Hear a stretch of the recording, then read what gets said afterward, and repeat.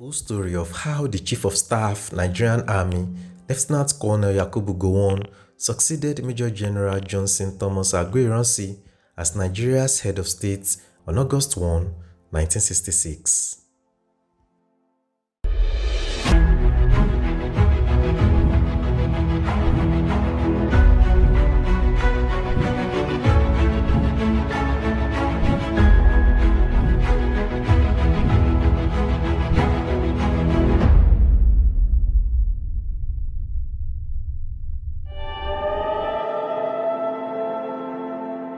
Lt.Col Yakubu Gowon played a significant role in crushing the January 15, 1966 coup, of which, as a senior army officer, he was targeted to be killed by the coup plotters. In fact, Gowon was to take over command of the 2nd Battalion Ikeja from Colonel Hilary Njoku on that fateful day. With Major Hans Egaga, a Cameroonian, Gowon and other officers loyal to the government crushed the coup in Lagos. When Aguiyi-Ironsi eventually assumed power as head of state and supreme commander, he catapulted Gowon to the post of Chief of Staff, Army, as the position was then known. The appointment was not just because Gowon was the most senior surviving northern military officer to ease tensions, but based on his relationship with Aguiyi-Ironsi during their time in London. At first, the coup was popular both in the north and south. However, when emotions died down and news of sexual killings filtered to the north, there was tension, first in the army and among the civilian population.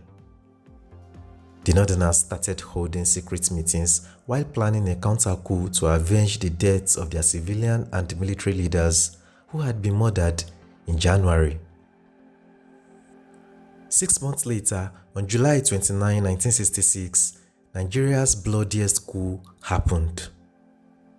This coup, also called the July Remarch or the Northern Counter-Coup, would claim the life of Nigeria's first military head of state, Major General Johnson Thomas Aguiyi-Ironsi. Many officers and soldiers of Igbo extraction would also lose their lives. Those who escaped lost their positions. This bloody coup would lead to the emergence of Lt.Col Yakubu Gowon as Nigeria's second military head of state. But what led to the July 29, 1966 coup?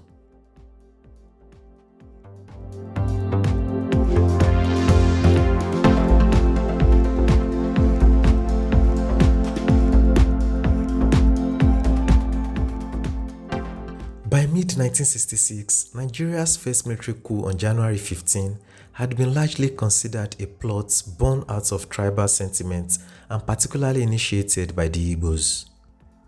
Both the foreign and local media at the time were said to have felt this notion with repeated broadcasts analyzing why the January coup was an Igbo coup. For about 3 weeks, Radio Kaduna broadcasted speeches of the murdered Ahmadu Bello and Tafawa Balewa. This was believed to have stirred up tribal sentiments and negative feelings towards the South. Even though the coup failed, lives were lost, most of which were northerners. And to add salt to injury, the coup plotters were neither tried nor executed. There were also rumors that they were still being paid while in prison. The rage from the north was loud and clear, but the ruling head of state, General Aguiyi-Ironsi, was reluctant to put the conspirators on trial. The northerners feared that all of the preceding events were part of a grand plot to give the Igbos dominance of the country. When promotions were to take place within the army, 25 officers were promoted, of which 19 of them were Igbos and Midwesterners, 5 from the north and 1 Yoruba officer from the southwest. Even though the promotions were merited by these officers in question, there were already preconceived notions of favoritism that would not die down easily. To cap it all, there were accusations that the Supreme Commander gave special preference to Southerners in his cabinet. The tipping point had been Aguiyi-Ironsi's decision to do away with regionalism and to operate a unitary system of government. The head of state believed the Unification Decree No. 34 would help restore peace and unity to Nigeria. The general had been advised against it earlier by several northern officials, but he ignored their advice. This further confirmed the suspicions of the northerners, and on May 24, 1966, Aguiyi-Ironsi passed the decree.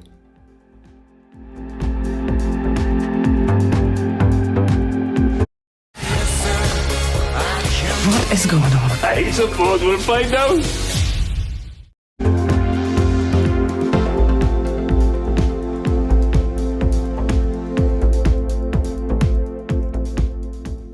Just like the Westerners had earlier done in the First Republic that had earned the region the name the Wild West, the Northerners also decided to take laws into their own hands. As a result of the delayed trial of the coup plotters, which many Northerners considered lenient and inappropriate, they went on a rampage, killing thousands of Igbos and other Southerners living in the north.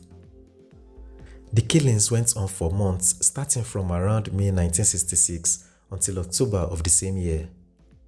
About 50,000 Igbos were reportedly killed during this pogrom. The slaughter reached its peak on September 29, 1966, which has been referred to as a Black Thursday. About 1 million Igbos fled back to the east to escape the massacre. There were also retaliations in eastern cities, particularly Port Harcourt, where the Northerners were also murdered. This led to the Northerners fleeing the eastern region for safety. Nigeria as a country was barely 6 years into independence and seemed to be falling apart already.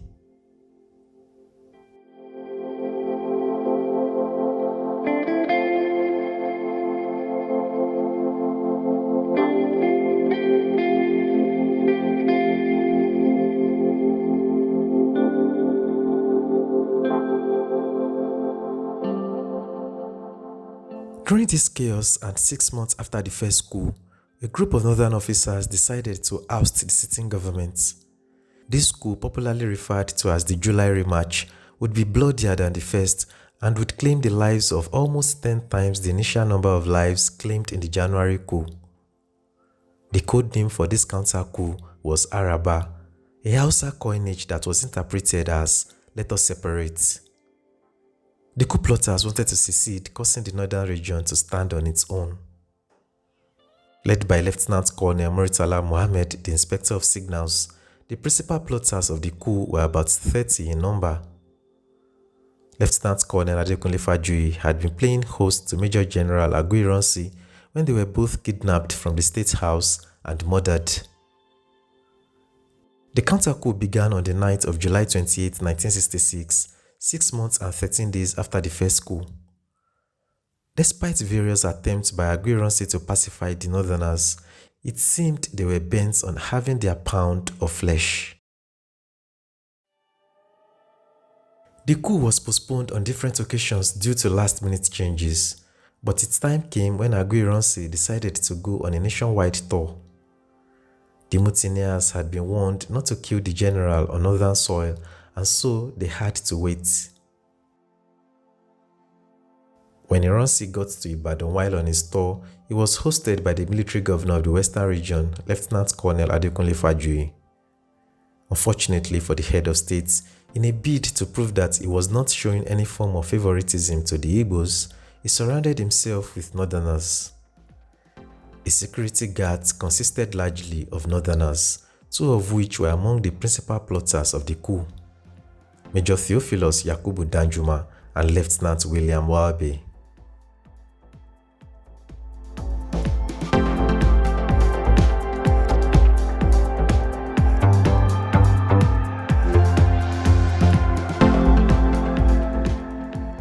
The trigger for the July coup started in Abeokuta. Rumors of an impending coup had got to Lt.Col Gabriel Okowenze, commanding officer of the Abeokuta unit, who made futile attempts to rally his troops. Shortly after, Okowenze, Major John Obieno, commander of the Risk Squadron, and Lt.Col Orok were gunned down. This was the same Obieno who had been originally part of the January coup but failed to show up on D-Day. The officers who led this attack were Sergeant Sabo Kwale and Corporal Mesamari Maje. Frantic calls were made to Lagos to salvage the growing mayhem, but turned out to fuel the flame as it alerted coup plotters positioned in other parts of the country. Lieutenant Nuhu Nathan, who had received the call from Lagos, alerted the coup leaders, Lt.Col Murtala Mohammed and Major Martin Adamu, who gave the go-ahead for the coup to commence in other parts of the country. In Abeokuta, Igbo soldiers were singled out and executed. The same was said to have happened in Lagos, Ibadan, Kaduna, and Kano. Ikeja had become the ad hoc headquarters of the coup as the airport had been forcefully taken over by a team of soldiers led by Murtala Mohammed. The coup plotters planned to secede from Nigeria and also sent their families home to the north using one of the British aeroplanes after the coup was over.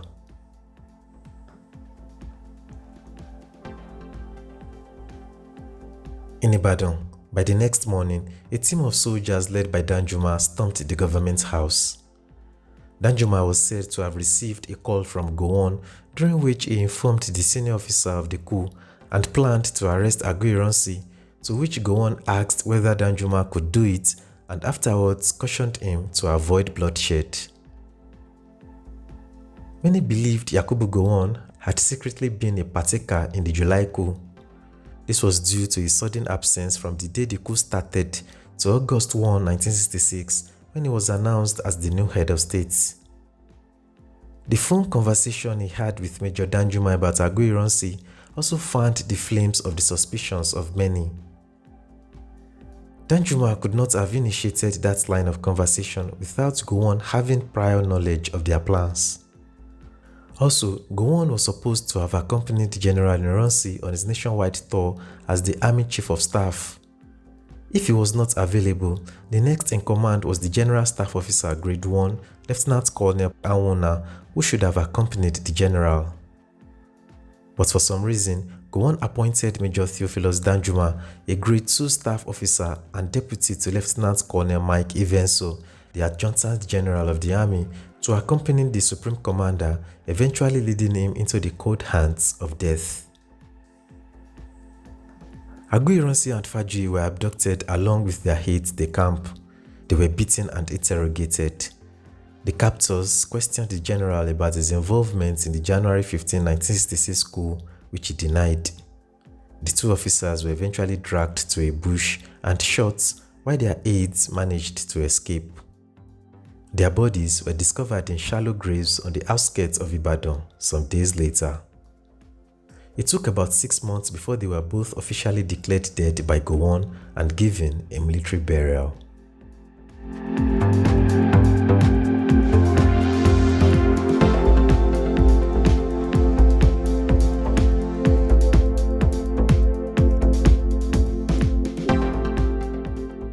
Over the next 3 days, negotiations were held in Ikeja over the Northerners' call for secession. However, the British and American ambassadors were able to convince them why Nigeria needed to be one country. Subsequently, they agreed on the condition that a Northerner, not a Southerner, was made head of state.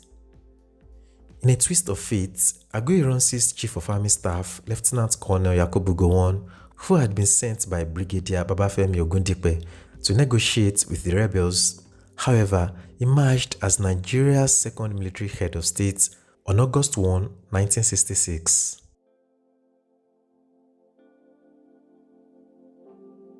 Gowon would go on to rule Nigeria for nearly 9 years until he was overthrown in a bloodless coup on July 29, 1975.